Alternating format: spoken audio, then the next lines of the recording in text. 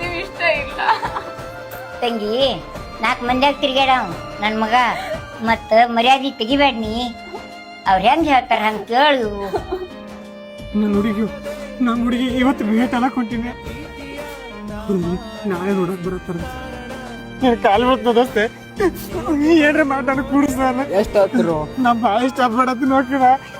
ಇನ್ನೂ ಒಂದು ಸರಿ ಭೇಟ ಆಗಿಲ್ಲ, ಆಕಿನ ಹಂಗ್ ಮಾಡಿಲ್ಲ. ಬೇಡ ಒಂದ್ಸತಿ ಭೇಟಿ ಮಾಡಿಸು. ಆಕಿನ ನಾಳೆ ನೋಡಕ್ ಬರತ್ತಾರಂತ, ಆಕಿನ ಮದುವೆ ಮಾಡ್ತಾರ.